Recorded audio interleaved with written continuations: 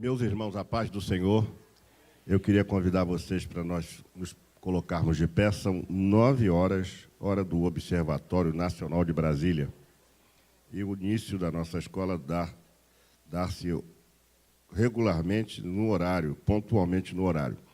Esperamos hoje terminar até mais cedo, se Deus quiser. Assim, não passar nem também um minuto após o horário. Mas vamos falar com Deus, orar pedindo a bênção do Senhor, para que nesta manhã, mais uma vez, nós possamos sair daqui abençoados. Quantos estão felizes por estar aqui nesta manhã?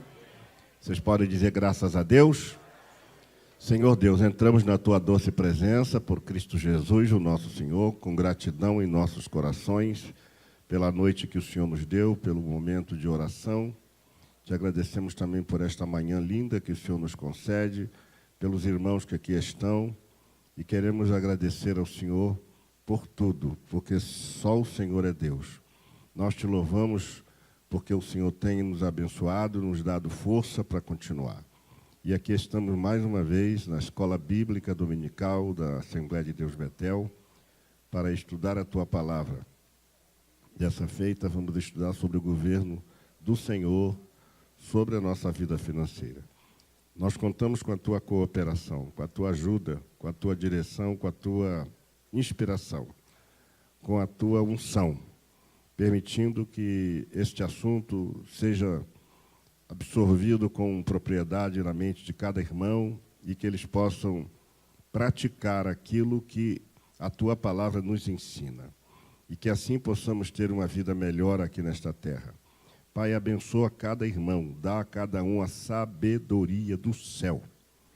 Venha sobre nós reger, venha sobre nós mover, venha sobre nós operar.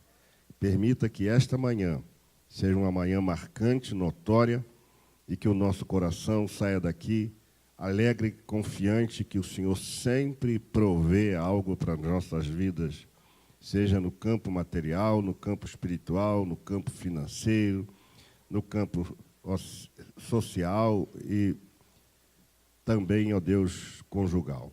Estende as Tuas mãos, abençoa cada irmão, sê conosco e tome a direção, tome o seu lugar nesta manhã, pois nós te rendemos honras e glórias pelo que Tu és, pela grandeza do Teu amor, e pela imensurável misericórdia que nos alcança a cada dia. Sê conosco, Senhor. Sê conosco. Nós te pedimos que seja assim, no precioso nome de Jesus. Amém e amém. Meus irmãos, eu queria que você pegasse a sua lição aí, que o seu boletim, e eu vou perguntar para você qual o título da nossa lição de hoje.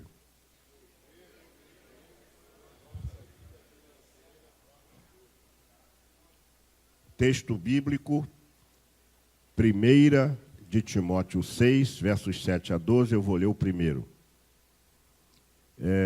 Porque nada trouxemos para este mundo, e manifesto é que nada podemos levar dele.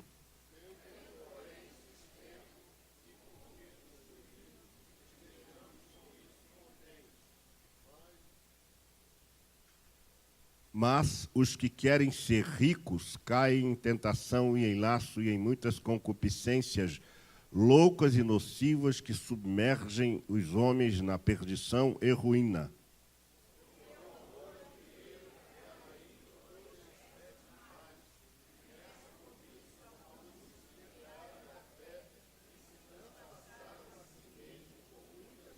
Todos juntos. Mas tu, ó homem de Deus, foge destas coisas e segue a justiça, a piedade, a fé, o amor, a paciência, a mansidão.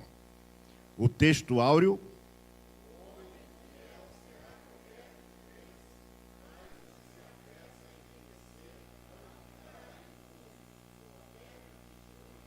Verdade prática.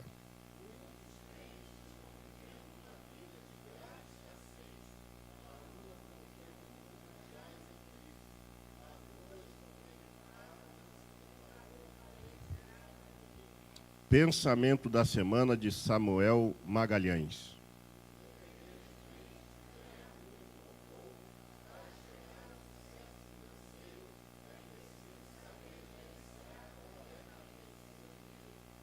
Amém. O objetivo da nossa lição é ensinar o crente a controlar suas finanças, utilizando-se da Bíblia Sagrada como fonte de aprendizado, de orientação e de recursos técnicos e espiritual para tal. Amém. Tomem assento em nome de Jesus. Meus amados, estamos agora na segunda parte da nossa lição, e essa lição, ela exige uma terceira parte, mas a gente, para não deixá-la muito longa, nós vamos parar por aqui, embora ela exija muita informação. Eu acredito que se a gente desenvolvesse um pouco mais, porque não dá nesse pequeno espaço que nós temos do boletim, escrever uma lição, ou no máximo duas, a gente divide sempre assim, quando a lição é mais longa, em duas partes, mas ela requereria uma terceira parte e até uma quarta parte. Tem muita informação que não dá para passar aqui. Portanto, isso aqui não é um curso de gestão financeira. Nós não nos propomos a isto. A nossa proposta aqui, na Escola Bíblica Dominical, é sempre ensinar aos irmãos que, na maior parte ou na totalidade das partes da nossa vida, em todos os sentidos, a Bíblia tem uma resposta. Amém? E se a Bíblia tem uma resposta, eu quero saber qual a resposta da Bíblia, qual a proposta da Bíblia sobre este assunto. Porque nós não queremos aqui repicar ou retransmitir as informações técnicas de grandes especialistas que existem na área financeira no Brasil. Eu leio alguns, tem um livro inclusive de um desses palestrantes, mas a nossa proposta aqui não é essa, não é fazer aqui, desta aula, um curso sobre gestão financeira, porque isso careceria de um profissional especializado nessa área para trazer para vocês, e mesmo assim, em uma ou duas aulas, não seria possível. É muita informação, muita coisa que a gente gostaria de viver, a gente já deveria estar aprendendo desde pequenininho. Desde que fomos garoto pequeno lá em Barbacena, nós deveríamos estar recebendo essas orientações. Como os nossos pais não nos passaram, nós fomos aprendendo com a vida. A vida foi nos ensinando muitas coisas. Os apertos que alguns passam sempre geram informações e conteúdo para você, na próxima oportunidade, sair dele, ou dessa situação. Então, nós não propomos aqui um curso, não. A escola dominical, ela tem o objetivo de ensinar. Jesus disse assim, ide e ensinai. E a Bíblia diz que ele ensinava, pregava e curava. Diga comigo, ensinava, pregava e curava. Jesus priorizava o ensino. Por isso que nós priorizamos o ensino aqui também. Porque era a prioridade de Jesus. Mateus 4:23. E Mateus também no capítulo 9. E percorria Jesus as ruas da Galileia, ensinando, pregando e curando. Eu acredito, inclusive, que a técnica utilizada por Jesus era exatamente nesta sequência. Ele não curava primeiro, ensinava em último lugar, ou pregava em segundo e o ensino ficava em terceiro. Ele primeiro ensinava, depois ele pregava e curava. Ou seja, Jesus teve o projeto e o propósito de ensinar as nações, de ensinar as pessoas. Porque a gente está percebendo hoje o desvio de muitas igrejas, inclusive igrejas renomadas, desvios doutrinários por conta de falta de ensino. Eu tenho observado e acompanhado um pouco, em parte, o desenvolvimento de algumas igrejas, de alguns locais, e tem hora que eu fico extremamente chocado, triste. Essa tônica agora do carnaval, isso me deixou também, não aborrecido, mas indignado. A igreja não tem que se envolver com carnaval. Isso não é papel da igreja. Não é. Não é porque Paulo encontrou lá uma estátua ao Deus desconhecido, que ele se vestiu de sacerdote, que botou todos aqueles aparatos que os sacerdotes atenienses usavam, se fantasiando de sacerdote, para então convencer as pessoas que o Deus que ele pregava era aquele Deus desconhecido. Não precisou disso. Paulo simplesmente disse que o Deus que ele pregava era aquele desconhecido e aproveitou essa oportunidade para falar de Jesus às pessoas. Eu sou extremamente contrário a qualquer movimento que não tenha a ancoragem na Bíblia Sagrada. O que está na Bíblia a gente tem que praticar, sim ou não? Mas esse sim foi tão fraquinho. Sim ou não? Então, agora, eu jamais... Eu postei algumas coisas, inclusive, a esse respeito, no meu Face, e disse lá, eu fico imaginando a gente na avenida, na Sapucaí, o Ministério de Louvor pronto para dar o grito de guerra, e as irmãs ir lá gritando, olha Betel aí, gente! Será que a gente faria isso, irmão?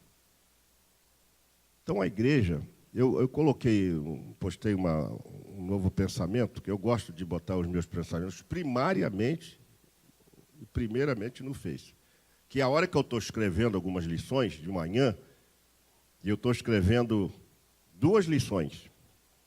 O governo de Deus sobre a evangelização, o governo de Deus sobre os nossos pensamentos, e ainda uma terceira, o governo de Deus sobre a morte.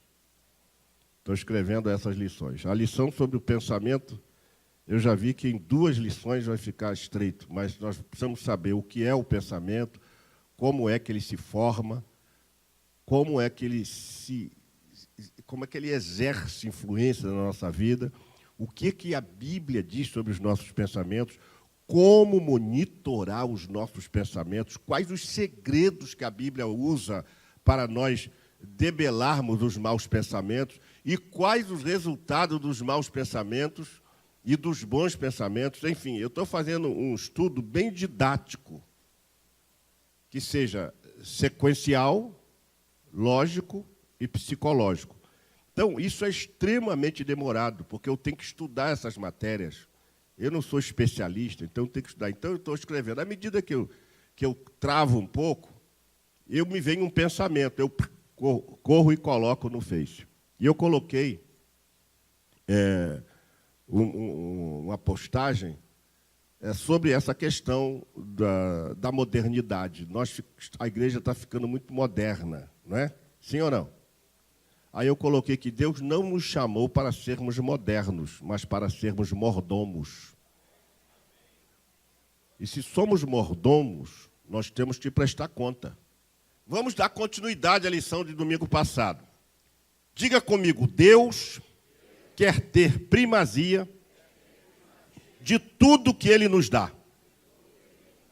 Ou seja, tudo que nós temos, diga comigo assim, não nos pertence. Foi Deus que te deu.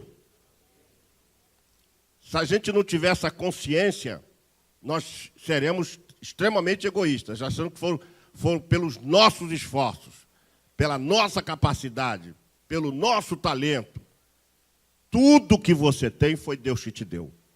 Que é Ele que te dá o talento, é Ele que te dá a disposição, é Ele que abre uma porta para você.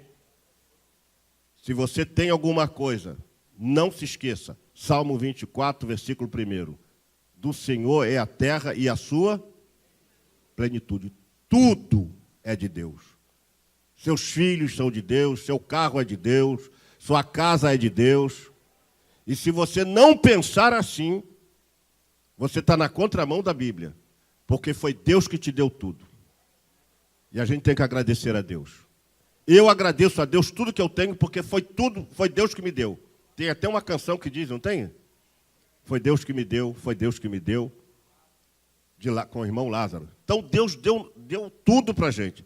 Então, só que quando você devolve alguma coisa para Deus, entra um problema sério. Não, peraí, mas isso é meu, que eu ganhei, então eu não vou entregar nada para Deus. Eu nunca gostei, e eu escrevi essa lição, já deve ter uns 10 anos ou mais, e eu nunca ministrei aqui, porque eu nunca quis ser julgado pela opinião pública por conta de ser alguém que aperta os irmãos, sufoca os irmãos para os irmãos serem dizimistas e serem ofertantes. Então, mas eu tenho que conscientizar sempre os irmãos que nós fazemos. Então, hoje, nós, quando formos falar de primazia aqui, nós temos que falar de dízimo. A Bíblia diz que tudo pertence ao Senhor. E se nós somos do Senhor, tudo que temos é, portanto, devolver a Ele a 10ª parte dos nossos vencimentos, dos nossos ganhos, dos nossos lucros, é um dever de lealdade e fidelidade. E aí vem o crítico dizer assim, mas isso é coisa da lei. Não, senhores. Antes da lei, nós podemos ler esse texto aí de Gênesis 14, 20. Vamos ler esse texto? Gênesis 14, 20. Antes da lei, Abraão já entregou o seu dízimo. Quem encontrar, pode ler, irmão. Fique bem à vontade. Quem encontrar, pode ler. Gênesis, capítulo de número 14, versículo 20. E 28, 22. Só espero que eu não tenha me equivocado com a anotação do texto. Alguém encontrou, por favor?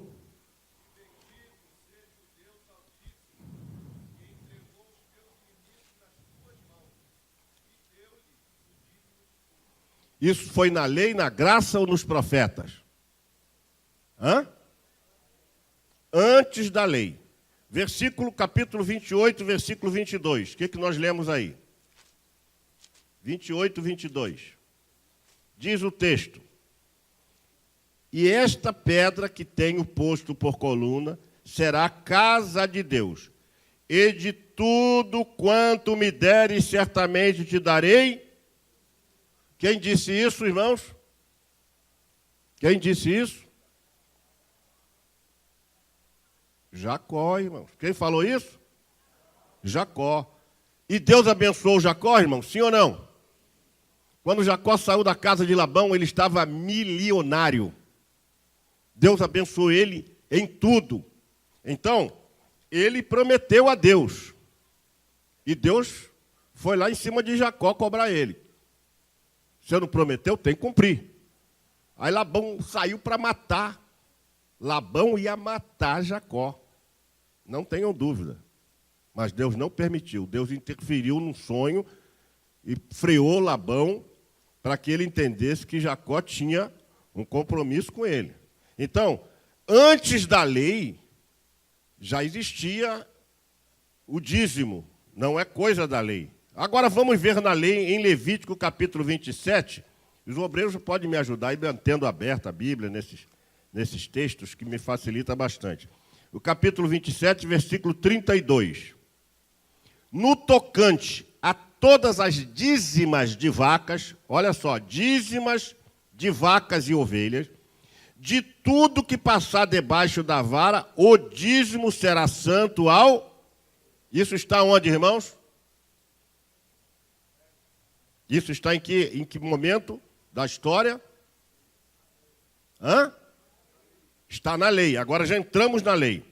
Um outro texto ainda, Deuteronômio 32 e 17. Ou melhor, 12 e 17.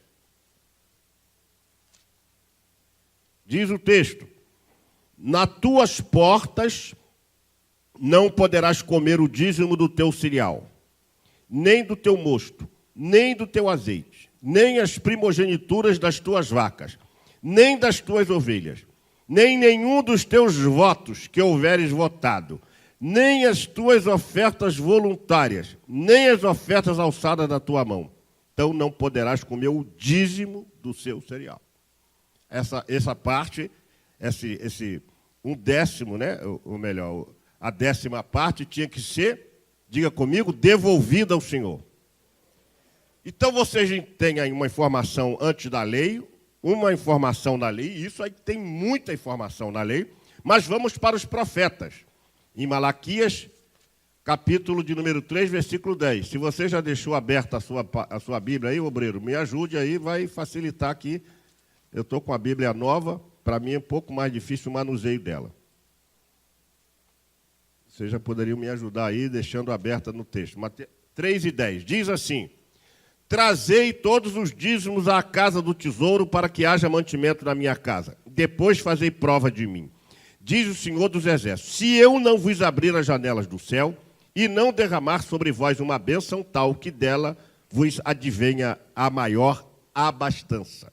Então, veja bem, já saímos da lei, passamos por um período antes da lei, chegamos na lei, já estamos nos profetas, e o profeta Malaquias é um dos textos mais usados, mas nós deveríamos usar todos os que tenham, inclusive, para mostrar às pessoas que isso não é uma invenção de pastor, isso não é para pagar viagem para pastor, não é para comprar carro para pastor, não é para comprar casa de pré para pastor.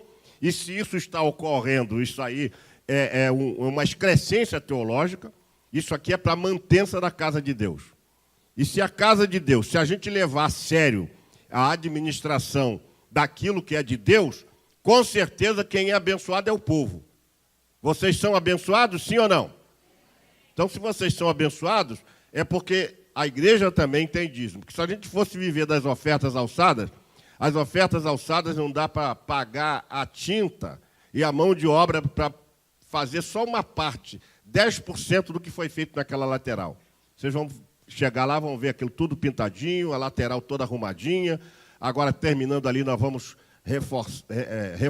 pegar a parte da entrada das salas, forrar aquilo tudo, tudo é feito. Se compra ar-condicionados novos, são 3 máquinas novas, porque as máquinas já têm 15 anos, vão para 15 anos, tivemos que trocar. Então, vocês têm umas cadeiras aqui horríveis, agora já tem umas cadeiras boas, né?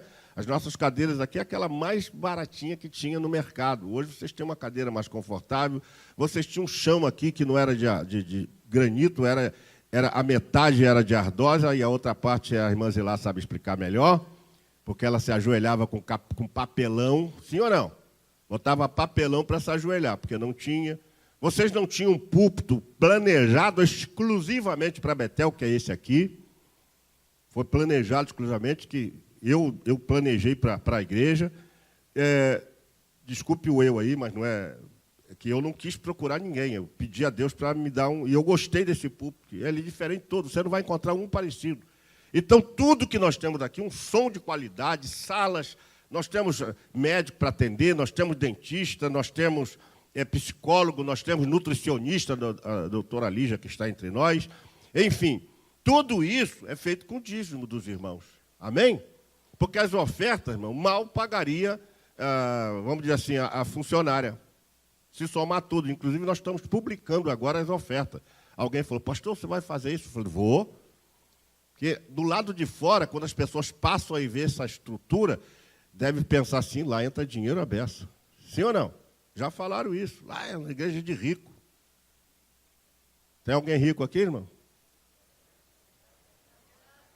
Ah, quem é rico da graça aí? Amém. Então, eles pensam isso mesmo aí fora.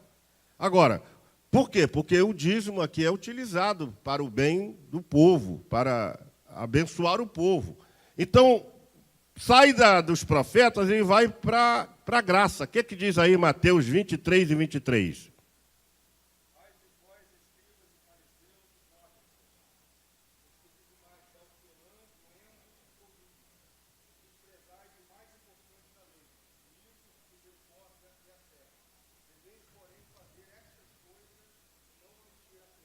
Olha só, o que Jesus está dizendo aí? Vocês entenderam? Os fariseus, eles entregavam o dízimo do endro, do cominho e da hortelã. Olha só, irmãos. As coisas mínimas, eles eram... E, inclusive, um judeu devoto, ele entregava 33% da sua renda. 33%. Um judeu devoto fazia assim. Isso está na cultura hebraica. E agora, Jesus fala assim: olha, vocês fazem isso. Agora, vocês estão desprezando o mais importante da lei, que é a misericórdia, o juízo e a fé. Vocês devem continuar fazendo isso, serem dizimistas, mas não desprezem a misericórdia, o juízo e a fé. Vocês entenderam? Fazer uma coisa sem desprezar a outra.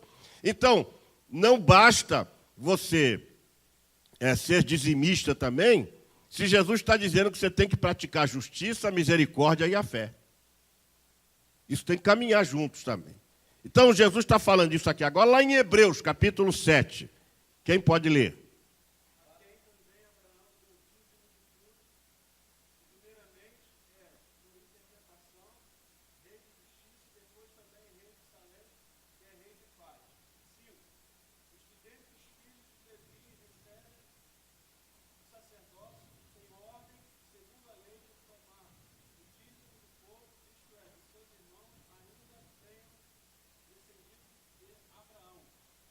Então, vocês observem que no Novo Testamento também se fala de dízimo. Aí os que são contrários, e tem uma galera aí, contrária, porque eles nunca foram pastores e nunca serão. Eu queria ver ele ser pastor de uma igreja sem que entregasse os dízimos. E como faria? Ficava apelando dramaticamente e para recolher ofertas alçadas para fazer um projeto dessa estrutura, não faria nunca. Se nós aqui dependêssemos de oferta, nós não teríamos comprado esse prédio, nós não teríamos comprado aquele prédio ali do lado, nós não teríamos feito aquela frente, nós não teríamos feito absolutamente nada, porque não dá, é impossível. Então, quem critica é porque não sabe, falam de fora, porque quem está dentro conhece bem melhor a administração disso. Eu que fui empresário, fui gerente, depois de gerente passei a ser diretor, fui diretor jurídico de uma empresa, fui superintendente, eu conheço muito bem a gestão de uma empresa, sei como funciona, tenho pelo menos uma boa noção disso aí. Então é impossível a gente fazer isso se não fosse os irmãos que são dizimistas da casa de Deus. Então, o dízimo é uma prova de fidelidade e compromisso com Deus. Porque quando a gente devolve o nosso dízimo, Deus trabalha na nossa vida. Você vive, às vezes, uma vida de aperto, de dificuldades que são inerentes ao meio em que nós estamos vivendo, ao sistema que nós estamos vivendo, mas eu acredito que você nunca passou fome. Deus nunca deixou faltar nada na tua casa. Você tem uma cama para dormir, você tem uma geladeira para gelar sua água. Você tem um filtro para filtrar sua água. Você tem um cobertor para se cobrir. Você tem dinheiro para pagar sua passagem ou para comprar o teu carro. Tudo isso Deus tem feito na sua vida. Porque a hora que Deus tirar a sua mão, você pode ganhar dinheiro à beça. Pode perceber, todas essas pessoas que ganharam dinheiro fácil, perderam dinheiro fácil. Mike Tyson recebeu ao longo de sua vida de boxeador, 350 milhões de dólares. Gastou tudo e estava pobre. Teve que fazer palestras e fazer filmes para ganhar algum dinheiro para se manter. Para onde foi esse dinheiro? Irmãos, tudo que entra fácil, sai fácil. Mas você que é fiel a Deus, você está vivendo. Está passando por crise, mas está vivendo. Está sobrevivendo. Então, a entrega do dízimo ensina ao crente a ser fiel no trato dos seus recursos, e Deus, neste sentido, abre a sua mente para ele aprender a ter uma boa gestão financeira. O dízimo é um mecanismo de fazer você entender que a boa gestão financeira. Por que eu compreendo que o dízimo é importante? Porque desde menino eu sou dizimista. Desde menino. Hoje eu sou dizimista, minha esposa é dizimista, minha neta é dizimista, meu irmão é dizimista, minha nora é dizimista. A minha família é dizimista, porque sabe que é por aí o caminho. Eu não tenho falta de nada, porque Deus provê. Deus provê. Agora, as pessoas que não têm fé para isso, fica difícil. E outra coisa, não precisa nem fazer prova de Deus. Basta você ser fiel e tudo que você planta, você colhe. Não é uma lei científica? Então, você, sendo fiel a Deus, você não vai fazer prova de Deus, você precisa provar que Deus vai fazer ou não? Não, você nem precisa disso. Você vai colher, porque é o que está na Bíblia. Tudo que o homem plantar, isso também colherá. Então, a entrega do dízimo ensina o crente a ser fiel. Isso, inclusive, faz a gente ter desapego ao dinheiro. Porque dar 10% de 1.000 é fácil, R$100. Mas dar de 10.000 já são R$1.000. E dar de 100.000 já são R$10.000. Então é nessa proporção. E o texto de Êxodo diz assim: o rico não dará mais, nem o pobre dará menos. Não é porque o rico ganha mais que ele tem que dar mais. Nem o pobre que ganha menos que vai ter que dar menos. Existe um padrão. A 10ª parte é a 10ª parte. Tanto faz para o rico, para o milionário, quanto para o pobre. Então, Deus foi muito sábio na elaboração desse percentual. Então, se a gestão financeira não está boa, tem que recomeçar a aprender a ser fiel dizimista. Mas se a pessoa for inconsequente ou desviar sua atitude de fé, fazendo uma barganha com Deus, ou depreciar o seu agir, aí, meu irmão, isto é como você desonrar seu Senhor. E aí você não vai prosperar. Não vai prosperar. Não, eu vou entregar o dízimo esse mês, quero ver se isso funciona mesmo. Isso aqui não é varinha de condão. Fidelidade não é uma coisa que a gente faz de vez em quando.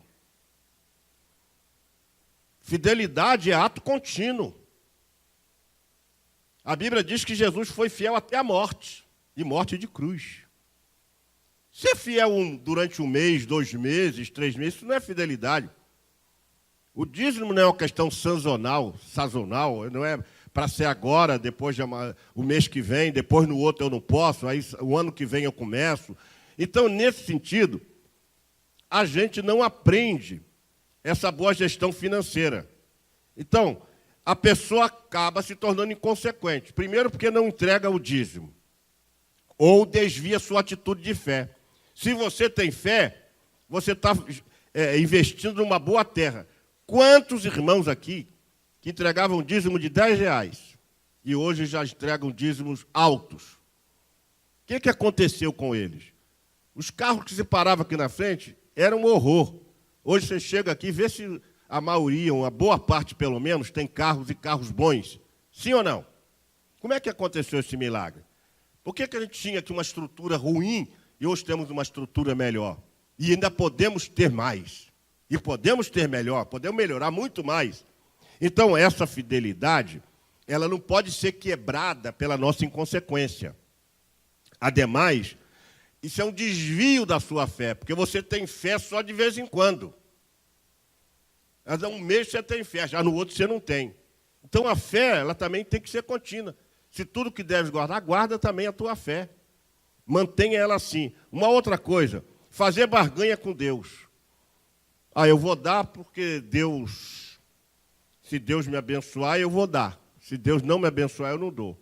Vocês devem se lembrar que eu falei isso aqui várias e várias vezes.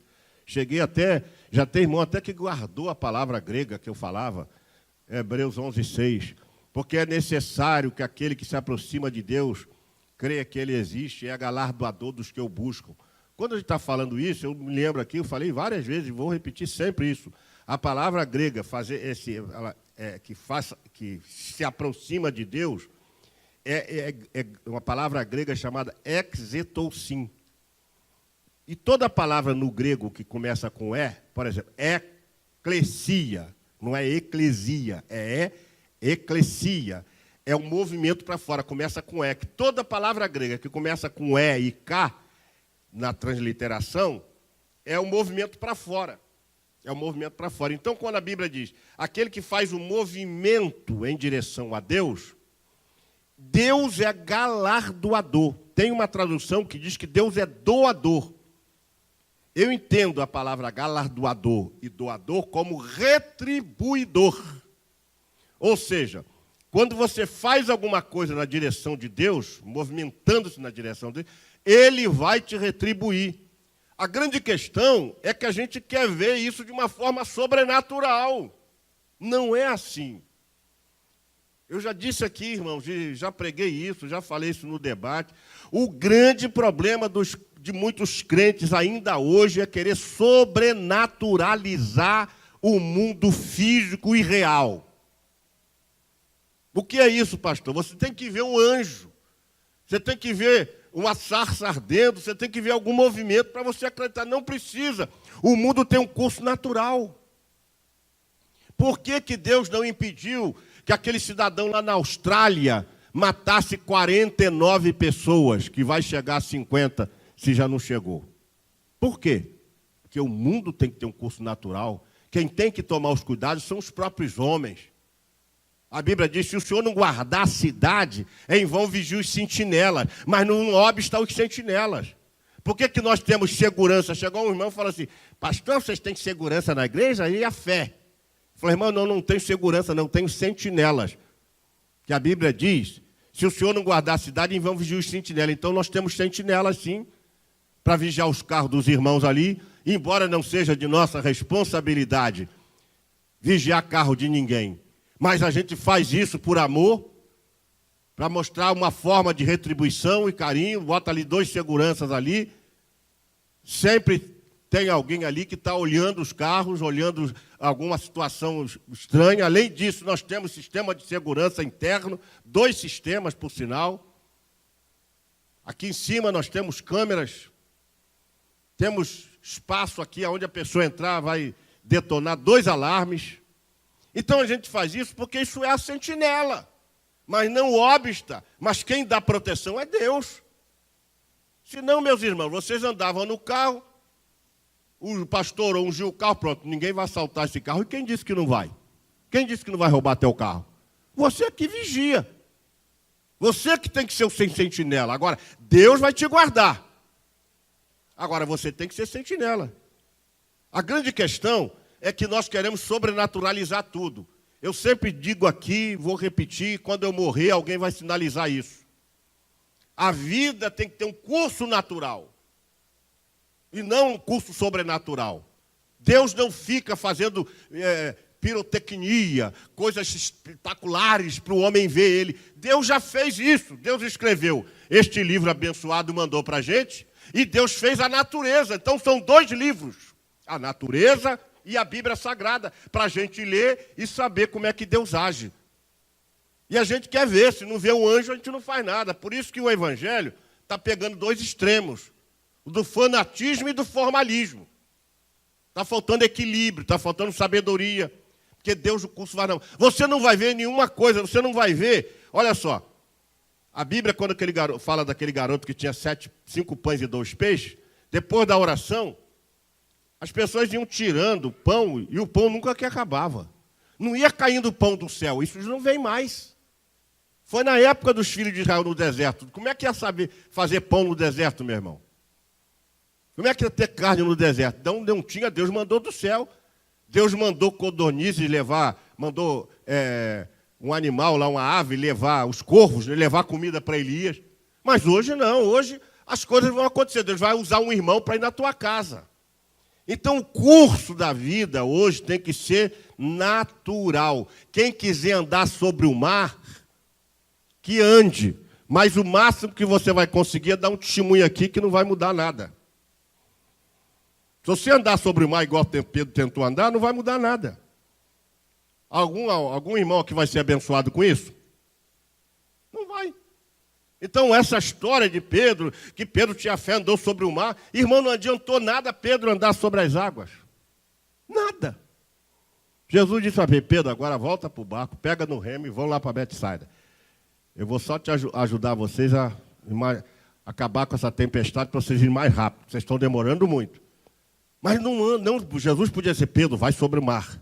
Vai andando, vão andando comigo até lá Betsaida. Vamos batendo um papo aqui. Qual é o seu time, Pedro? Eu sou Vasco. Pô, Pedro, logo você. Você é o quê? Não, eu sou Vasco. Tal. Então, irmãos, não é assim. A coisa tem que ser natural. Você vai ver as coisas se multiplicarem na sua casa. Eu esqueci, confesso aos irmãos, que eu esqueci que eu vinha hoje com uma camisa de 30 anos. Lembra que eu falei? Eu só não coloquei a camisa porque eu esqueci mesmo. Deixei ela prontinha lá. 30 anos, vocês não vão dizer que aquela camisa tem 30 anos. Eu vou vir com ela ainda, para mostrar a vocês. Eu queria fazer isso hoje, mas por um acaso, eu fui dormir, era 3h30 da manhã. Irmãos, para acordar às 7 horas da manhã, dormindo 3h30, é difícil pra caramba. Eu acordei, tive que correr debaixo do chuveiro, tomar logo uma ducha para me despertar. Aí eu, apavorado, peguei a minha roupa, vou correr e tal, e vim e esqueci. Agora que eu estou falando aqui para vocês, que eu me lembrei que eu ia trazer uma camisa que eu tenho de 30 anos, perfeita e atual, e moderna. Eu comprei essa camisa em Londres, em 1989. Está perfeitinha, tanto que eu não abro mão dela, eu poderia doar, mas ela tem um significado importante para mim. Eu tenho uma gravata que tem 46 anos. 46 anos. Eu tenho uma camisa que tem 46 anos, perfeita também, do meu casamento ainda. Ela pode até não caber mais em mim, mas está lá perfeita. Sabe o que é isso? Isso chama-se milagre, que acontece sem que você veja um anjo. Coisa natural. Você já viu que você compra 1 quilo de arroz, que dá para fazer para 10 pessoas, aquilo dá para um mês inteiro. O gás na sua casa, se você é um dizimista fiel, você vê que o gás rende, as coisas começam... É assim um curso natural. Deus não chega lá, faz nascer um outro bujão cheio de asa, um bujão cheio de luzes, e esse aqui foi Deus que mandou do céu. Não, não vai acontecer isso, mas a sua vida será abençoada. Quem crê nisso aí, irmão? Então, a entrega, quando você barganha com Deus, você está também depreciando o seu agir. Você está dizendo assim, Deus não fez nada. Às vezes nós imaginamos que Deus não está agindo, mas Deus está. E às vezes Deus está te preparando para o dia de amanhã, e você não está entendendo. Nunca deprecie o agir de Deus. Eu contei a história da caneta, não foi? Contei aqui para vocês. Nunca deprecie. Uma simples caneta. Se Deus opera para que alguém lhe dê uma caneta que você precisa no momento, Deus opera também para você ganhar um relógio bonito. Se eu tivesse um coração de querer as coisas, fui visitar um irmão, o irmão ficou tão feliz, e ele e a esposa. Eu falo que eu de vez em quando eu comprava numa empresa, umas joias lá, para a dona Terezinha. Aí ele falou assim, eu também compro lá. Eu comprei um relógio, comprei 2 relógios, relógio da marca tal, é a marca que eu gosto. Marca cara, um dos relógios caros, não é Rolex não, mas é um relógio caro. Caro para mim, para gente, muita gente é barato. Irmãos, ele foi lá, pegou as 2 caixas de relógio e falou assim, aqui pastor, olha aqui. Eu falei, mas que coisa linda. Eu já vi esse relógio ser anunciado, isso é lindo esse relógio. Coloca aí no seu pulso, coloca. Aí eu fui, peguei e coloquei no meu pulso. Aí, pastor, ficou lindo no seu pulso, não ficou? Eu falei assim, olha aqui, ficou lindo. Ainda mostrei para minha esposa. Pô, muito lindo. Irmãos, quando ele já ia dizer assim, é seu. Ele falou assim, irmão, só que... Ele falou assim, não, pastor, eu não uso relógio. Esse relógio eu não uso. Está guardado aqui, mas eu não uso. Mas ele é bonito, né? Eu falei assim, é bonito sim, meu irmão. Mas olha só, eu gostaria que o senhor usasse. Tirei do pulso. Bota no seu pulso. Usa esse relógio. Porque eu tenho uma coleção de relógios. Aí eu senti que o semblante dele caiu, porque ele ia me dar. E eu ia ficar sem jeito, porque eu não fui ali para receber nada dele, eu fui ali para doar alguma coisa para ele. Eu fiquei tão sem graça que eu fui para casa incomodado, a minha esposa falou assim, pois é, eu senti que ele ficou, o semblante dele caiu, porque ele queria te dar aquele relógio, um relógio lindo.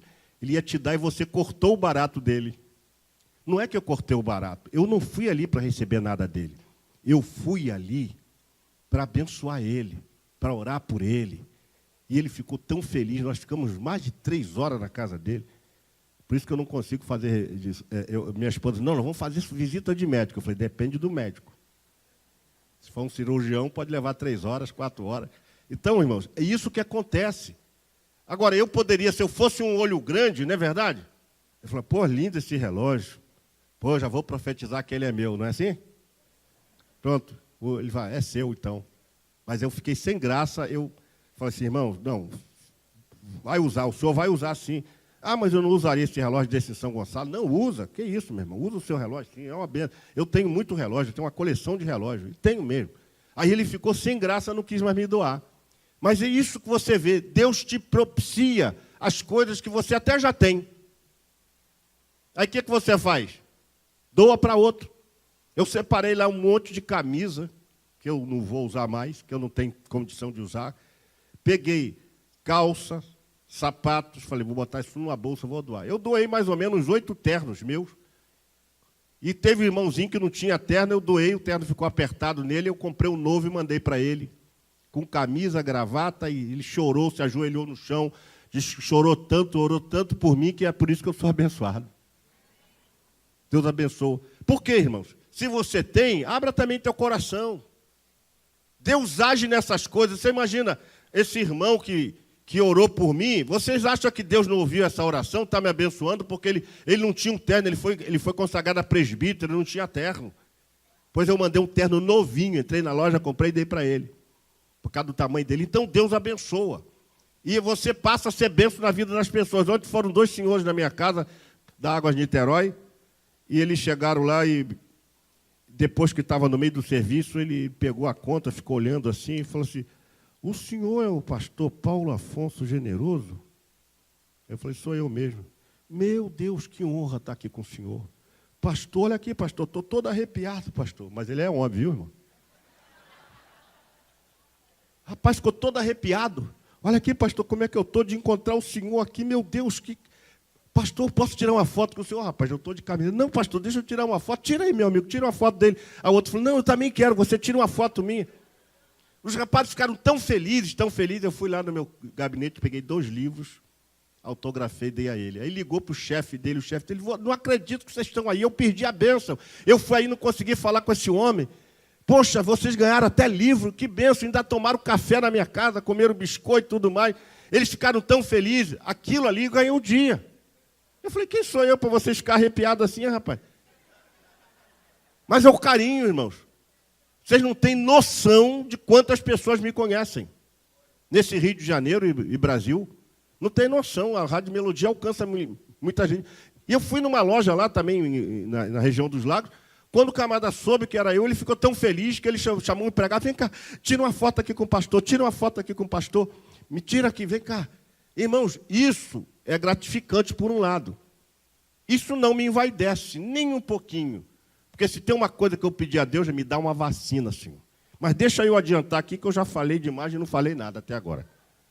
Falei nada. Então, meus irmãos, a Bíblia diz assim, ó, honra ao Senhor com os teus... Você tem honrado? Pergunta para o teu irmão aí do lado, quietinho. Não peça a resposta a ele não, só pergunta. Você tem honrado o Senhor? Tem honrado? Honra o Senhor com todos os teus bens. Mateus 6:33 diz... Mas buscai primeiro o reino de Deus e a sua justiça, e todas estas coisas que aparecem lá no texto, sabe o que são? Vestuário, alimentação, cuidados divinos. O Senhor acrescenta. Preste atenção, ele faz o quê? Acrescenta. Você faz um arrozinho lá para uma pessoa, come 30 pessoas. Você não entende por quê. Ele acrescenta. Então, irmãos, o dízimo não pertence ao cristão. Os dízimos são primícias ao Senhor, como disse Eugir Girodo, que cooperou com sua vida para que seu trabalho produzisse frutos integralmente. Você recebe o fruto integral e dá uma parte para o Senhor para você ser abençoado. Quem entendeu isso, diga graças a Deus. Agora, existe um plano financeiro de Deus? Ao examinarmos as Escrituras, podemos perceber que Deus deixou-nos lições que, praticadas, nos levarão a ter uma vida sem tribulações financeiras, enfrentada por muito nos dias atuais. No entanto, escute isso, há pouco interesse, pois sua prática exige, primeiro, renúncia, abstinência, disciplina e, por vezes, sacrifício das nossas vontades. Essas 4 coisas são difíceis, irmãos? Sim ou não? São difíceis. Mas se elas não existirem, não espere que você vá compreender o plano de Deus O plano financeiro de Deus. Por quê? Porque ela vai exigir você renunciar a algumas coisas. Você vai ter que deixar de fazer algumas coisas. Você vai ter que praticar abstinência em relação a algumas situações. E também vai ter que ser disciplinado. Porque o plano de Deus exige disciplina. O plano de Deus exige renúncia. O plano de Deus exige obediência. Se não for assim, irmãos, como é que é uma empresa? Tem que controlar os gastos, sim ou não? Diga comigo, despesa é igual a unha. Tem que cortar todo dia. Aproveita e verifica se a sua foi cortada. Despesa é igual a unha, tem que cortar todo dia. Custos é igual a unha, tem que cortar todo dia. Você às vezes deixa. Eu sou cliente de uma operadora há muitos anos. Há muitos anos. Só que os serviços dessa operadora não me satisfaziam mais. O que eu fiz?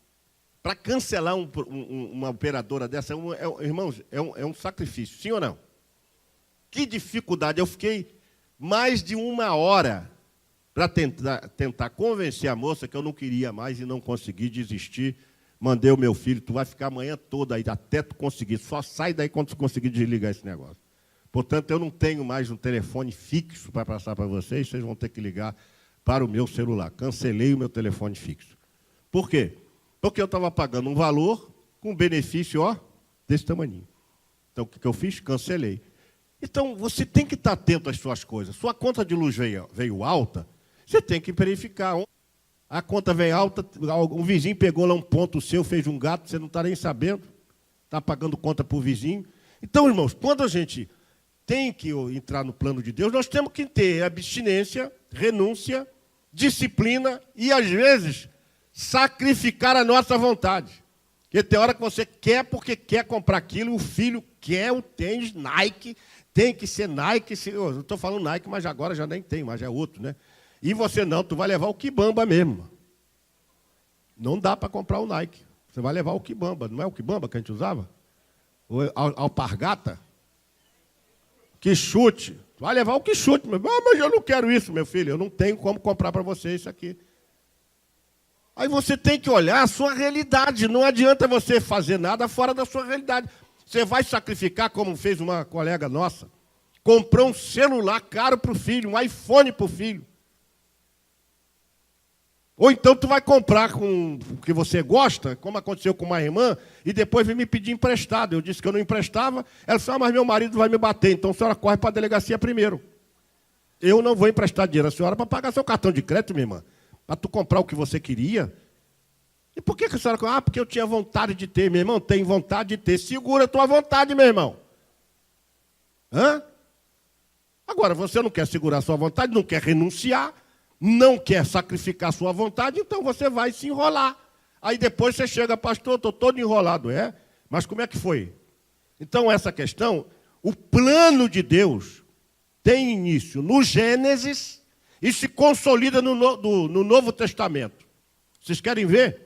São princípios. Sem esses princípios, não adianta a gente falar em que vamos conseguir resolver o problema. Primeiro princípio. Enquanto viver, trabalharás pesado para produzir alimentos. Gênesis 3,19. Você que acha que vai cair do céu, você dormindo até meio-dia, e um anjo vai chegar lá com a cesta básica do céu, dada por Jeová, e ainda vai vir um arcanjo para te servir? Aqui, eu trouxe uma cesta básica para você. Você que trabalhe. E quem não trabalha, o apóstolo Paulo diz, quem não trabalha, não coma. Meu irmão, trabalho, pode não existir emprego, mas trabalho existe.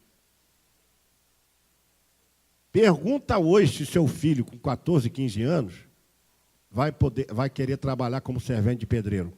15 anos. Pergunta se ele quer. Alguém quer? Quer nada, irmão. Ninguém quer. Mas tu passa ali na entrada do Mutondo, bem na entrada, olha para o lado esquerdo, tu vai ver um prédio ali mal acabado ainda. Desde que eu saí dali, em 69, o prédio ainda está lá a mesma coisa. Se eu tivesse ficado lá, aquele prédio estava arrumadinho. 69 foi quando eu parei de trabalhar. Dia 2 de maio de 69, eu comecei no escritório de contabilidade do dono do prédio. Eu ralei ali, irmão, mas ralei mesmo. Cavando barreira de 1,30 m. Depois 3 em Sapatas, com um enxadãozinho desse tamanho, quebrando a cara ali. Eu já contei essa história 1 milhão de vezes. Tem gente que está dizendo, pastor, não aguento mais ouvir isso. Tudo bem. Mas eu ralei ali. Eu, quando passo ali, eu falo assim, poxa, eu que fui trabalhar no escritório do contador, depois eu saí do contador e fui ser contador igual a ele, e passei à frente dele como contador. Eu fui fazer faculdade. Então, aquele camarada que me deu a oportunidade de trabalhar, eu agradeço muito a ele, Adão Mares Melo. Nem sei se é vivo, mas nunca mais vi. Deixei de trabalhar para ele em 1972. Ele me mandou embora quando eu tinha 3 meses de casado. Mó sufoco, irmão. Terezinha já estava grávida. Eu não tinha o que fazer, não tinha emprego. Ainda me deu a indenização, um cheque para março do ano seguinte e julho do ano seguinte. Você pensa que foi fácil? Então, trabalha. Mas eu falei, vou trabalhar. Eu saía da empresa que eu trabalhava na engenharia, quando eu consegui, ia para meu escritório lá na Praça Leone Ramos, número 11. Ficava lá até as 2h30 da madrugada. Às vezes não dá para me voltar para casa, eu dormia num banquinho de 3 lugares, sem coxa, sem nada. Deitava ali, botava um catálogo de telefone, botava a toalha de rosto por cima, dormia até as 6 da manhã. 6 da manhã eu levantava, tomava um café na padaria, ia a pé da Praça Leone Ramos até a Marechal Deodoro, pegava um ônibus, ia até o ponto final da Trindade para tomar um banho, me arrumar, tomar um café e sair imediatamente para pegar um ônibus até Alcântara, do Alcântara da Noronha Torrezão, ou melhor, a Alameda, da Alameda até a Noronha Torrezão e continuar meu roteiro de vida. Foi fácil? Diga para mim, foi fácil, pastor? Muito difícil. Fui fazer faculdade, saí da faculdade 10 horas da noite, 10h30, 10h20, eu pegava o ônibus e ia para a Praça Leone Ramos trabalhar ainda. E lá eu ficava fazendo administração de condomínio até de madrugada. Teve algumas noites eu dormia ali, sozinho naquela empresa, que era minha, por sinal, que existe até hoje, a chamada Morar Administração de Imóveis. Os meus 2 sócios, um deles hoje ainda é dono dessa empresa, um juiz, meu amigão, ele, doutor Ivan Lindenberg, que está lá com aquela empresa funcionando até hoje, só que em outro local. Mas foi difícil. Então a gente quer também que as coisas caiam do céu. Diga comigo, codornizes, não vai mais cair do céu. Maná não cai mais do céu. Fala para o teu irmão, você tem que trabalhar, meu irmão. O trabalho é a fonte de renda. E isto não cai do céu. Quem entendeu, diga amém. Segundo, as provisões do Antigo Testamento. Mas, pastor, o senhor está dizendo aí, é um absurdo. Porque Deus proveu alimento para os filhos de Israel no deserto. Deus proveu para Elias. Deus proveu para as viúvas. Diga comigo. Mas isto foram casos pontuais. Isso não foi regra. Para você agora fazer. Todas as viúvas também começarem a levar uma botija de azeite vazia, botar lá na sua casa, não deixar de ter mais nada para acontecer. Não. Olha só, isso foram casos pontuais. Você não pode pegar isso e fazer doutrina. Não pode. Achar que agora tem que ser assim. As provisões dos filhos de Israel caiu o maná, porque não tinha estrutura, nenhum lugar ali no deserto, não tinha absolutamente nada. Irmãos, eu andei mais de 2 horas no deserto, de ônibus. E é complicado andar no deserto, porque o litro de água mineral, lá a garrafinha de água mineral, era $2. Quando eu olhava para o lado, dava sede. Mais $2. Olhava para o outro, dava sede. Só de olhar, dava sede. Aí quando você vai chegando perto de mar, ainda tem uma placa enorme escrita assim, beba Coca-Cola, desgraçado. O que botou esse troço aí? Primeira coisa que eu fiz quando teve a paragem lá, o ônibus parou, eu quero uma Coca-Cola. Depois, meu, tu andar no deserto 1h30, quando tu vê uma placa daquela, duvido que você não beba uma Coca-Cola. Então, as coisas não vão acontecer mais como aconteciam daquela forma. Outra coisa, elas foram excepcionais e temporais. Jesus disse assim, ó, o meu pai trabalha até agora, mas vocês não precisam mais trabalhar. É assim que está escrito? O que ele disse? O meu pai trabalha até agora e eu também. E ele continua trabalhando, só de nos aturar, irmão, já é um trabalho enorme. Só de aturar Paulo Afonso lá de madrugada, chorando com ele, pedindo misericórdia. Ele falou assim, poxa, Paulo Afonso, eu não te aguento mais. Ele não faz isso. Ele está sempre pronto para te atender naquela sua causa. Viu aí, irmão? Deus vai te atender. Deus vai te atender. Deus vai te atender. Deus vai te atender. Deus vai te atender. Ele está 24 horas à sua disposição. Uma outra coisa, ele orientou-nos a trabalhar, inclusive pela comida que permanece para sempre. Olha só, trabalhai não pela comida que perece, mas por aquela que permanece eternamente. Aí você acha que tem crente que gosta de pegar essas coisas, né? Igual aquele irmão que leu o Oséias, que dizia assim, adultera, né? Não é adultera, é adúltera. Aí pega isso aqui, também não vou mais trabalhar. Olha só, o texto não quer dizer que você não tem que trabalhar. Trabalhai não pela comida que perece é um hebraísmo. Ele está dizendo assim, trabalhai não tão somente pela comida que perece, mas pelaquela que permanece para sempre. Ou seja, você tem que ter dois trabalhos, um material e o outro espiritual. Quando você trabalha materialmente e trabalha espiritualmente, pode ter certeza que vai render um duplo salário. Um aqui embaixo e o outro lá em cima. Seus vencimentos lá em cima serão maravilhosos. A quarta coisa, Jesus também nos orientou a viver de modo simples, tranquilo e santo, e não depositar o nosso dinheiro no coração, ou melhor, o dinheiro no coração. O nosso coração no dinheiro, ao contrário. Não depositar o nosso coração no dinheiro. Por quê? Porque o dinheiro foi chamado de Senhor. Sabia, nunca Jesus chamou ninguém de Senhor senão o dinheiro. E se vocês não podem servir a dois senhores, ou de servir a Deus, ou servir a Mamon. Mamon não é nome de Deus. Mamon não é nome de Deus com D minúsculo. Não é nome de entidade. Mamon não está em lugar nenhum. A palavra mamon significa riqueza. Então, o sentido é, vocês não podem servir a Deus e as riquezas, porque quando as pessoas se entregam à riqueza, a riqueza passa a senhorar-lhe. Então é isso que Jesus chamou de Senhor. Por isso tem que ter muito cuidado. Aqueles que querem ser ricos, caem em tentação. Não é o texto da nossa lição? Você não precisa ser rico. Você não precisa ser rico, mas se você tiver o suficiente, já tem que dar muita glória a Deus. Tem que cantar aquela música, 1000 glórias. Outra coisa aqui. Orientamos também a viver de modo simples, tranquilo, não depositar o nosso coração no dinheiro, mas fazer bom uso dele, inclusive no pagamento de impostos.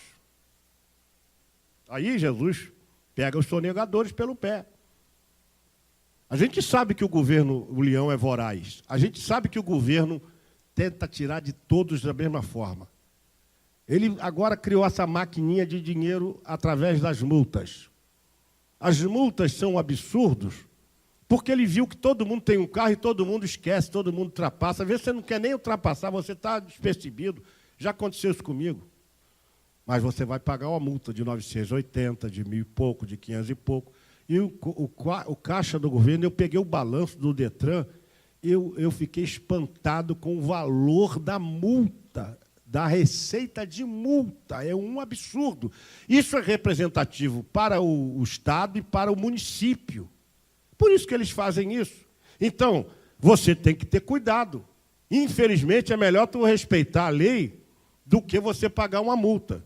Inclusive no pagamento de imposto. Então, Jesus, para mostrar que ele pagava imposto, quando deram a moeda para ele, ele falou, de quem é essa esfinge aí? É de César. Então, dá a César o que é de César.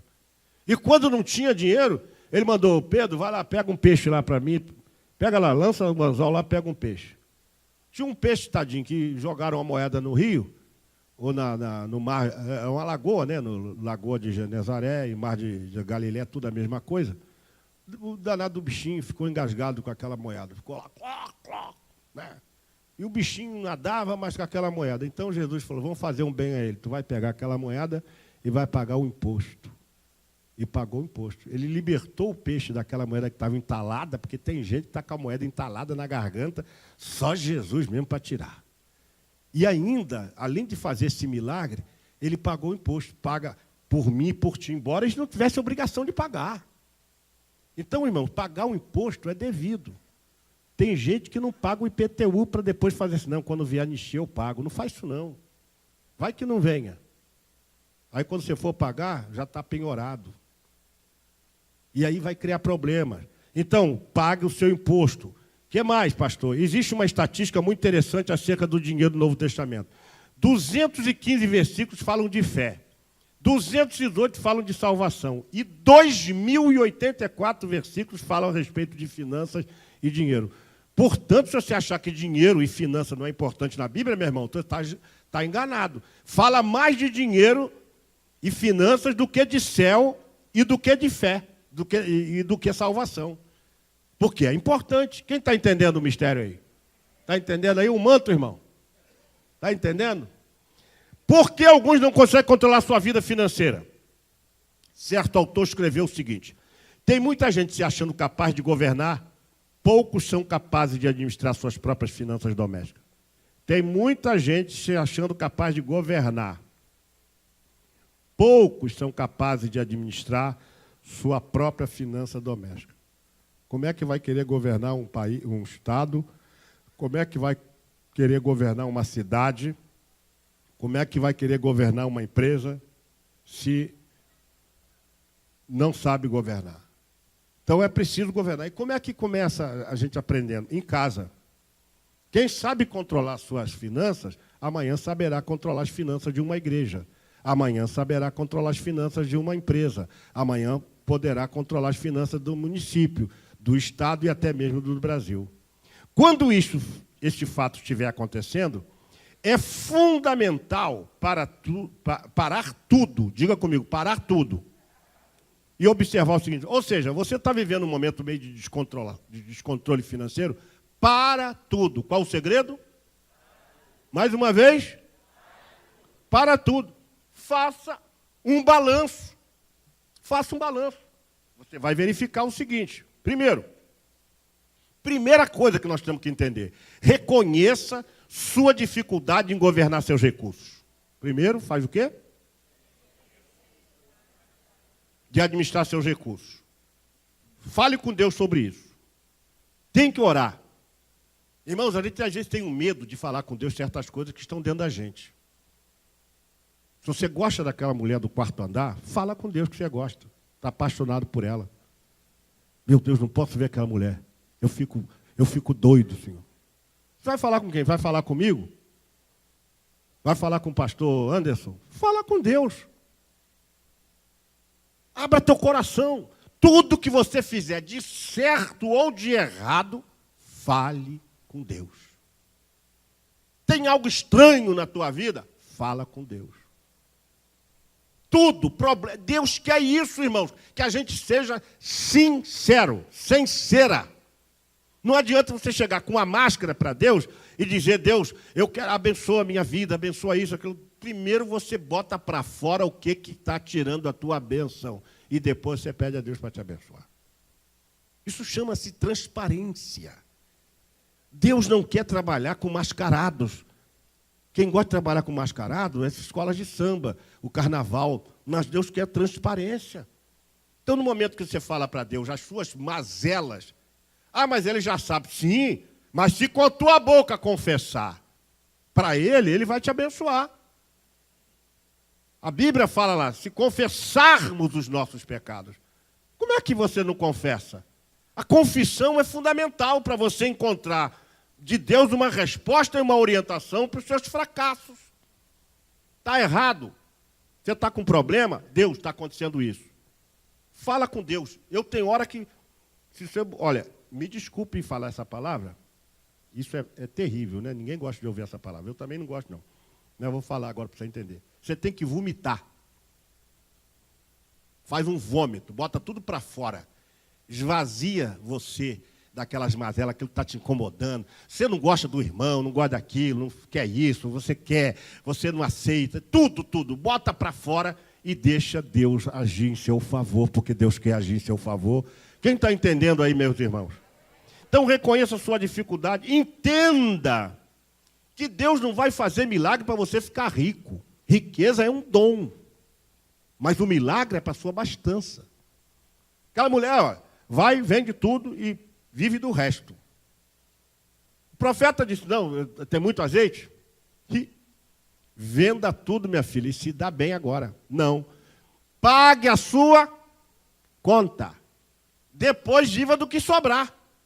Sabe que doutrina é essa? Meus irmãos, não precisa dizer mais nada.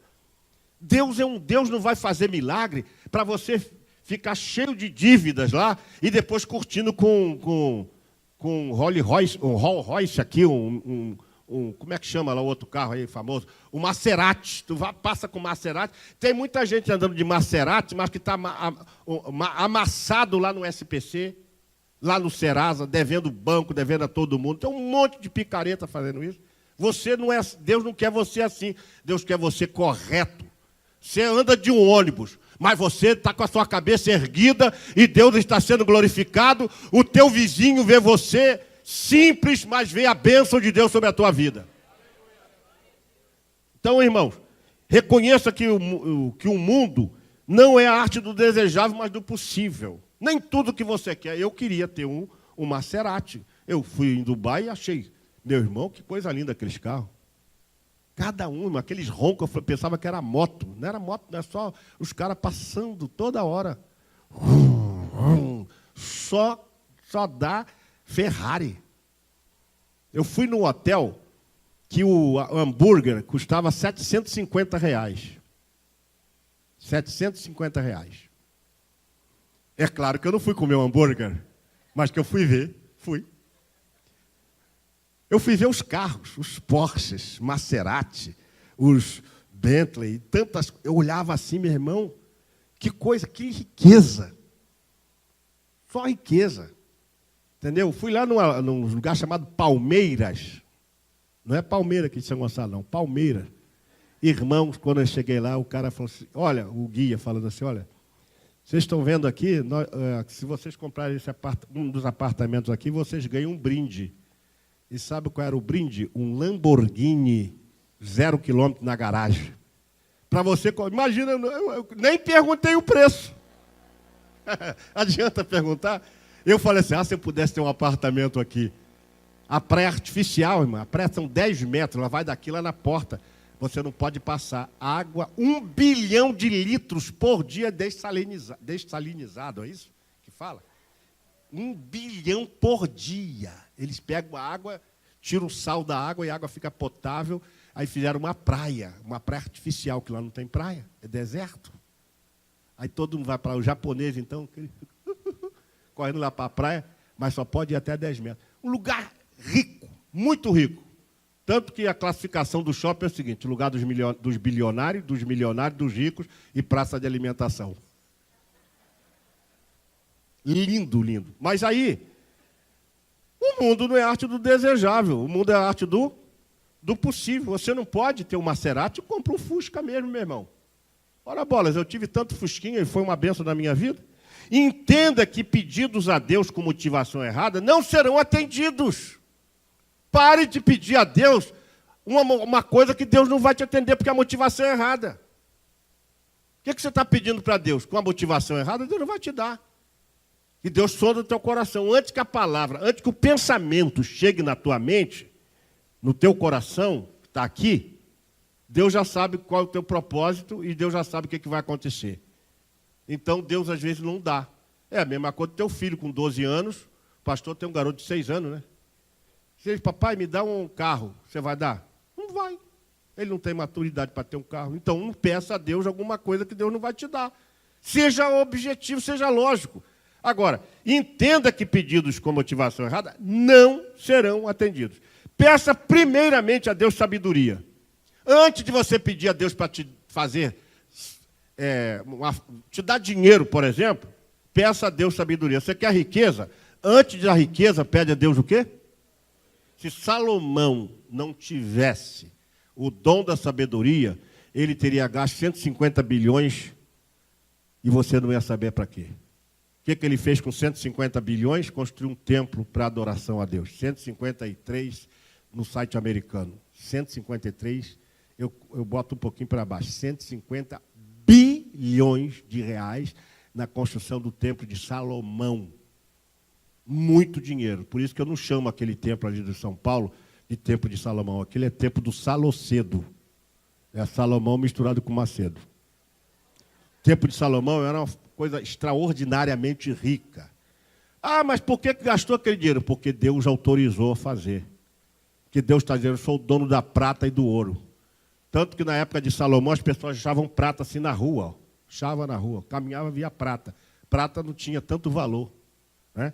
Então, peça sabedoria a Deus. Não adianta pedirmos a Deus para pagar as contas, pois isso vai na contramão da Bíblia.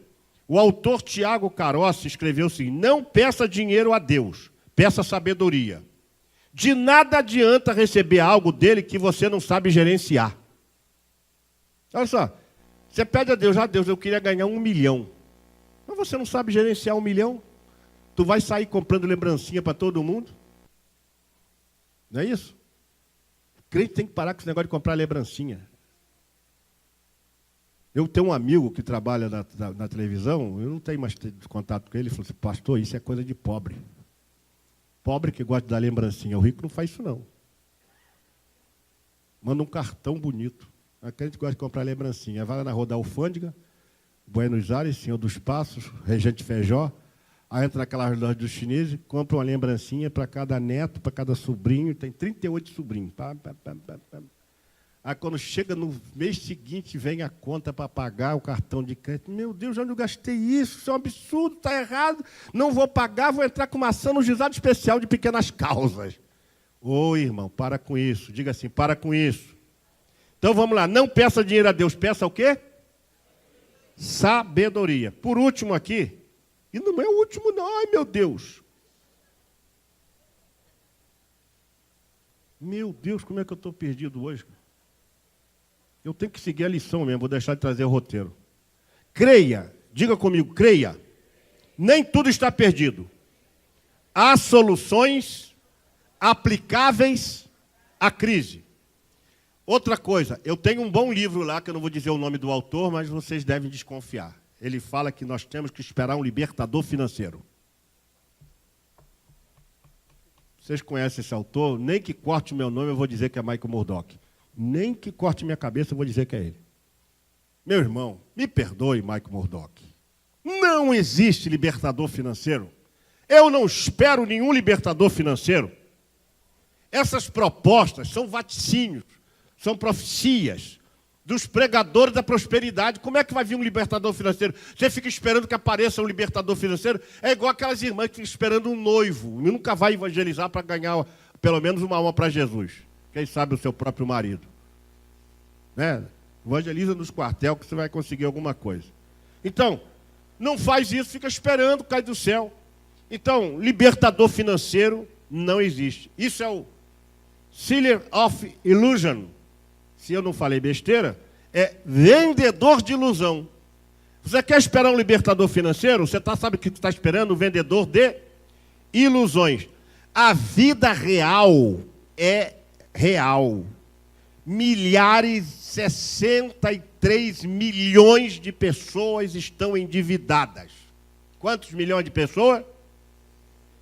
Talvez inconscientemente você diga, pastor, eu estou nesse meio. 63 milhões. A pergunta é, existe uma saída? Ora, os sites na internet, existem centenas de propostas das mais mirabolantes às mais simples e elementares. Como cristão, você precisa ter uma saída em Deus. Permita que Ele governe sua vida financeira. Quer deixar Deus governar sua vida financeira? Agora, quem quer deixar que Deus governe a sua vida financeira? Levante a mão, só quero dar uma olhada aqui, saber se você quer que Deus governe. Agora, fique com a sua mão levantada um pouquinho, só um instantinho, se você quer realmente que Deus liberte. Você... E se Ele te privar de certos desejos? Você está disposto a isso? Você está disposto a, antes de você comprar, consultar Ele? Está disposto a dizer, Deus, devo ou não devo comprar? Você crê que existe conteúdo na Bíblia para nos libertar dessa situação crítica financeira? Você crê? e que isso é a maneira mais funcional da gente sair das nossas dificuldades? Você crê? Então abaixa a tua mão, eu vou parar por aqui dizendo o seguinte. Primeiro, existe uma solução estratégica. Isso não está em livro nenhum. Pode procurar, não existe em livro nenhum, na internet, não está. Isso é coisa que Deus me ensina dentro da Bíblia. Não acredite em anúncios que vão tirar seu nome do SPC e Serasa. Isso é malandragem. De forma fácil, sem você pagar suas dívidas. Tem um colega que é pastor, que chegou para mim e falou, pastor, meu carro foi apreendido. Pô, mas o que houve? Não, pastor, houve um problema lá, aí eu não pude pagar, aí eu fui falar com o advogado disse que ele tirava meu carro e ainda abaixava, que ele não deixaria penhorar meu carro, ou melhor, apreender meu carro, e ainda reduziria minha parcela. Aí eu fui lá, conversei com ele, dei um valor a ele e tal, e ele entrou com uma ação, só que antes do juiz julgar, meu carro foi apreendido. Como é que faz isso? Eu falei, rapaz, ele pregava aqui na Betel. Hoje ele é pastor de uma igreja. Eu falei, sabe qual é o problema? Você foi atrás de vantagem. Se você não negociou com a financeira, meu amigo, você primeiro deposita em juízo, mas não deixa de depositar. Entra com ação, mas deposita em juízo. Porque nem toda ação você vai ganhar. Agora, você ficou sem o carro. Agora ele não pode nem comprar carro, porque está com o nome sujo, por causa da busca e apreensão, não pode comprar, ninguém vende. E o carro dele está prendido e agora tem que esperar não sei quanto tempo para o juiz julgar, e pode ser que ele ainda perca e perca até o carro também. Vale a pena? Não. Então, meu irmão, não existe facilidades. Diga comigo, facilidades não são de Deus. Nunca venda nada que você tem para pagar dívida. Ah, vou ter que vender meu carro para pagar a dívida. Não faça isso. A dívida, o bem que você tem, ele foi comprado e a dívida foi contraída. São coisas distintas. Então não venda seu veículo para pagar a dívida. Não renegocie sua dívida sem a certeza de que essa renegociação vai se encaixar no seu perfil financeiro. Se você vai renegociar a dívida por um valor alto que você não vai poder pagar, você está simplesmente se movendo na areia movediça. Você vai afundar mais ainda. Então, não renegocie sua dívida sem antes consultar alguém. Olha, você mesmo, olha, eu não posso pagar isso aqui, tem que ser mais baixo. Quanto mais baixo, melhor. Troque uma dívida mais cara que você tem por uma mais barata. Você está no cheque especial, você está lascado. Você está no cartão de crédito, você está lascado. Vai no banco e fala, gerente, eu quero fazer um empréstimo de pessoa física ou pessoa pessoal. Quanto você quer? Eu quero 5 mil. Quanto você deve lá no seu cartão? 5 mil. Vai lá, paga seu cartão. Porque a dívida do cartão é infinitamente maior do que a dívida do CDC. Então, você tem que sair fora do cartão. Você está pagando juros altos. Cheque especial é a maior furada. Você está pagando juro absurdo. Então, não faça novas dívidas. Ou seja, se você tem dívidas antigas, então pare, tente quitar ela, não compra mais nada. Ah, pastor, mas como é que eu vou fazer? Não sei. Peça orientação a Deus, mas não compra mais nada. Para de comprar. Essa é uma solução chamada de estratégica. A solução planejada, já que está endividado, você tem que ter calma e paciência, meu irmão. Isso não é varinha de condão que você fala, plim, plim, hoje, amanhã você está sem dívida nenhuma. Você vem aqui naquelas campanhas, lembra aquelas campanhas que se faz aí fora? Não, que você vai sair sem problema financeiro e coisa e tal. Aí tu liga a televisão, está lá o camarada dando discurso que ele foi e tal, ele estava devendo não sei quantos milhões no banco, agora ele tem 5 carros, tem 50 empregados, se eu quero você na segunda-feira. Ah, também vou lá. Aí tu vai para lá, em busca disso aqui, dessa solução, fica angustiado que não aconteceu com você. Agora, meu irmão, você levou anos para se endividar. Agora aguarde com paciência a solução para você sair dessa dívida. Quem está entendendo, diga amém. Não fique com medo das ameaças. Os diáconos, por favor. Não fique com medo das ameaças. O máximo que eles podem fazer é colocar seu nome no SPC. Mas hoje a situação está tão difícil que já estão vendendo até carro com o nome no SPC. Sim ou não? Assim, estão vendendo até carro, mesmo com o nome no SPC. Então, chega no final do ano, tem aquelas propostas. Olha, pague a sua dívida, corra lá, negocie sua dívida. Está devendo isso tudo? Né? Fique atento às chamadas. Não adianta você tentar colocar remendo novo em pano velho. Gente que pega um empréstimo para cobrir o outro. Meu irmão, ele já está enrolado com um, agora vai se enrolar com 2. Aí não consegue pagar, agora pega um terceiro, já está devendo 3. Não vai pagar os 3, irmãos. Quem está entendendo? Não vai.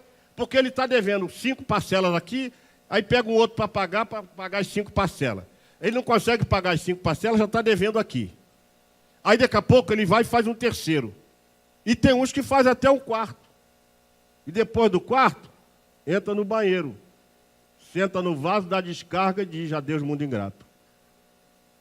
Então preste atenção, não faça isso, é loucura. Terceiro lugar, uma solução espiritual. Parte da solução do endividamento é ter fé que Deus pode nos livrar. Agora, Deus também não vai trabalhar nas nossas inconsequências.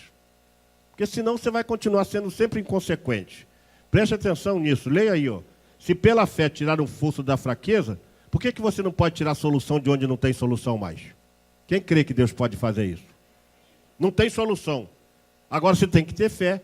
E fé de verdade. E acreditar que com fé e perseverança e trabalho, teus problemas serão solucionados. Creia que Deus pode te livrar da angústia das dívidas. A dívida está deixando você angustiada. Angustiado. É isso que você está, angustiado. E angustiado. Se Deus livrou o salmista da angústia, pode te livrar dessa angústia também. Invoquei o Senhor na angústia e Ele me ouviu. Então preste atenção, o dinheiro não é a coisa mais importante do mundo, mas ele afeta as coisas mais importantes. Por exemplo, a relação conjugal, a relação paternal, a relação financeira, a relação social e a relação eclesiástica. Acaba afetando todas as áreas. Ele não é a coisa mais importante, mas ele é espiritual. Você sabia que o dinheiro é espiritual? Sim ou não? É. Quando você está com o dinheiro, você está bem. Quando está sem o dinheiro, você está mal. Então é espiritual.